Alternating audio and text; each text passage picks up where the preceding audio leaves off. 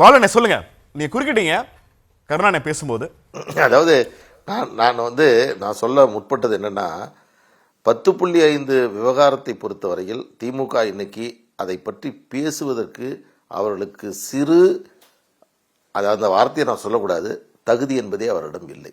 காரணம் 2 விஷயம் சொல்றேன். விக்கிரவாண்டி இடைத்தேர்தலில் திராவிட முன்னேற்ற கழக தலைவர் ஸ்டாலின் அவர்கள், நாங்கள் ஆட்சிக்கு வந்தால், அதிமுக ஆட்சியின் போது நடந்த இடைத்தேர்தலில் நாங்கள் ஆட்சிக்கு வந்தால் வன்னியர்களுக்கு தனி இடஒதுக்கீடு தருவோம் என்று சொன்னாரா இல்லையா? 5 வருடம் ஆட்சி செய்தார்கள். உச்சநீதிமன்றம் சட்டத்தை ரத்து செய்தது. மீண்டும் அந்த வாய்ப்பு கிடைக்கப்பட்டது. அதை கொடுக்க எத்தனை முறை நாங்கள் அலைந்தோம். எங்களுக்கு செய்த அந்த துரோகத்தை வன்னியர் சமுதாய மக்களிடம் நாங்கள் சொல்லாமல் விட்டுவிடுவோமா?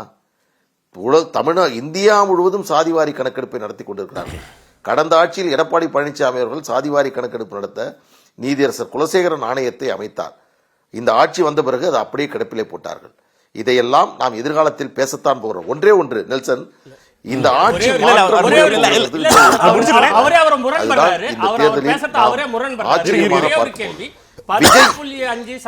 சட்டம் வந்தது.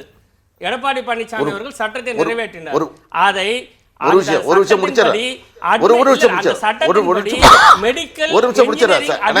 நடந்தது யார் ஆட்சியில? ஒரு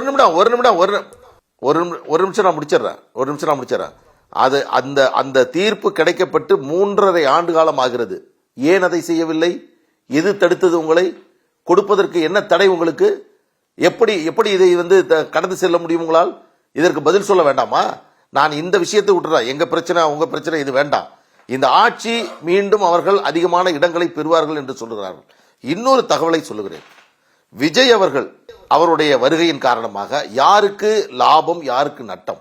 ஒருவேளை விஜய் விஜய் தலைவர் நம்ம தொடர்ந்து பேசுவோம். கிடைக்கக்கூடிய ஒரு கேள்வியை கேட்டாரு. 7.5% தன்னுடைய குழந்தைன்னு சொன்ன எடப்பாடி பழனிசாமி ஏன் 10% ரிசர்வேஷனை தன்னுடைய குழந்தைன்னு சொல்லல? எடப்பாடி பழனிசாமி அவர்களுக்கு 10.5% என்பது இந்த தேர்தலில் வெற்றியை பெற்றுத்தராதுன்னு பயந்திருக்காராங்கிற ஒரு கேள்வி அவர் எழுப்புறாரு. அந்த கேள்விக்கு நீங்க பதில் சொல்லல. 10% இடஒதுக்கீடு கொடுத்தத எடப்பாடி பழனிசாமி தனது ஆட்சியின் சாதனையாக 2020 பேசவே இல்லை. இந்த பாருங்க, நான் சொல்றேன். அந்த இல்ல ஒரு நிமிஷம்